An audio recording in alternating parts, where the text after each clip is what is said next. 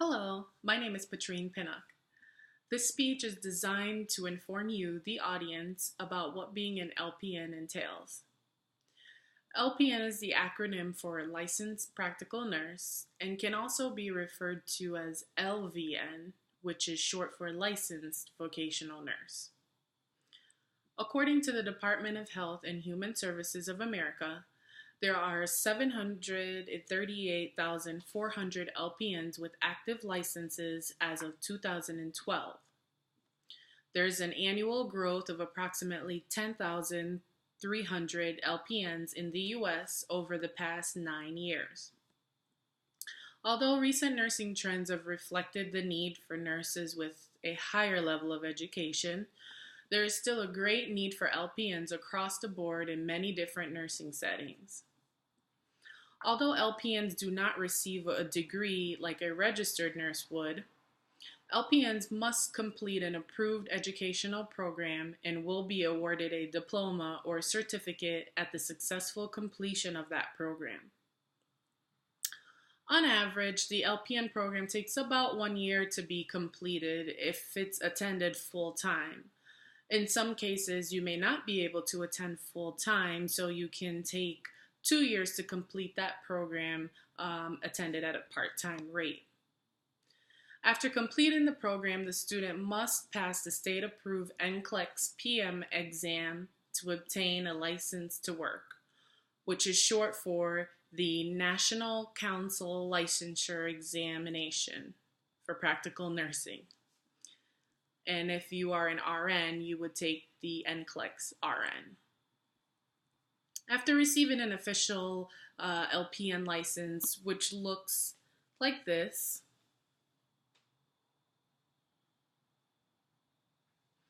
an LPN may choose to be certified in specific areas to make him or herself more marketable when seeking employment, just to make yourself more well-rounded in the profession.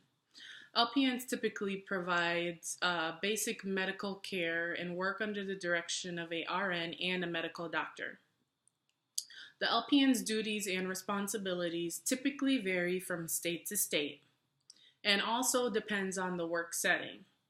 So, for example, with the proper certifications, and a LPN in Connecticut may be able to start an IV drip or work in a dialysis center, but may be prohibited to do so in another state under their guidelines.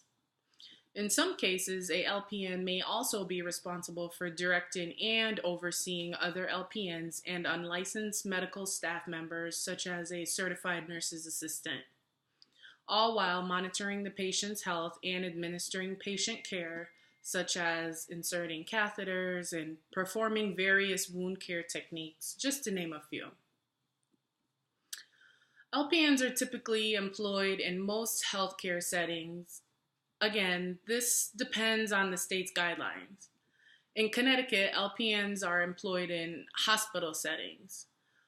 Some of those hospitals include, but are not limited to, Mid-State Medical Center in Meriden, Connecticut, Yale New Haven Hospital in New Haven, Connecticut, and Stamford Hospital in Stamford, Connecticut, just to name a few.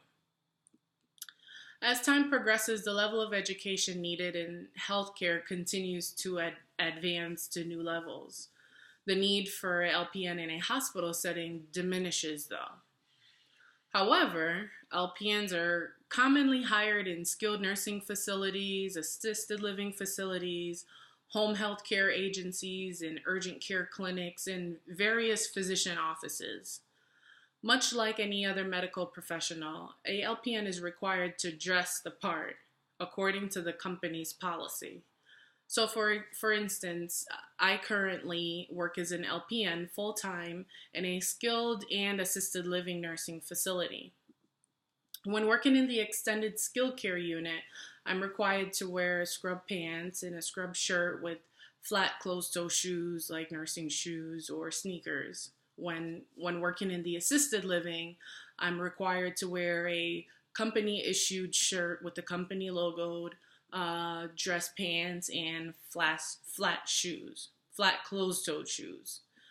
The flat closed-toe shoes are most important in healthcare setting as it provides protection from most spills, and it's also beneficial when you're on your feet for long periods of time, especially when working those long weekend shifts and holidays that nurses are just notorious for working. The compensation is usually worth working those long and odd hours that keeps you away from your children and your significant other. According to the United States Department of Labor, the top 10% of LPNs earn more than $57,360 annually. The Department of Labor also states that employment of LPNs is projected to grow 25% by the year 2022, which is much faster than the average rate of some occupations. Some people may speculate that with the recent demand for nurses with an education level higher than an associate's degree, LPNs will be obsolete in just a matter of time. On the contrary, I beg to differ. With those statements, I believe that as the baby boom population ages and the increasing rates of chronic health conditions such as diabetes or obesity amongst the American population, the overall need for healthcare professionals will increase drastically, and LPNs will be needed in majority of healthcare settings.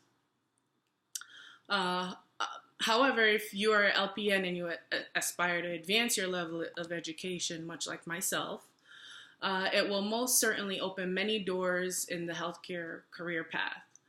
A nurse with a bachelor's degree can work in the ICU, become a unit manager, or even a director of nursing. A nurse with a master's degree can become an APRN, which is short for Advanced Practice Nurse, and work as a primary care provider alongside a physician. That person will be able to assess and diagnose and treat patients much like a doctor is able to do. The need for LPNs in healthcare is continuously on the rise. It is a very rewarding job that requires attention to detail, and this is vital when completing assessments. Compassion for those when empathy is needed to help soothe the patient and family members alike. Patience is required as well because caring for the sick is timely and stressful. And most importantly, interpersonal skills, because communication is everything, and the key to success, especially in those moments where a patient or a family member is anxious and agitated, requires the nurse to de-escalate the situation. Communication is key in those instances. At the end of each shift, I leave work feeling accomplished and fulfilled, knowing that I've played a major part in making a difference to someone that may no longer be able to help themselves at least the way they once could. A nursing preceptor once told me that when you're a nurse, you know that every day you work will touch a life or a life will touch yours. I will always remember these words as they truly resonate with me today. I hope you've found this speech informative and that it's helped to give you added motivation that you've been looking for as a current LPN or as a student working towards obtaining an LPN license.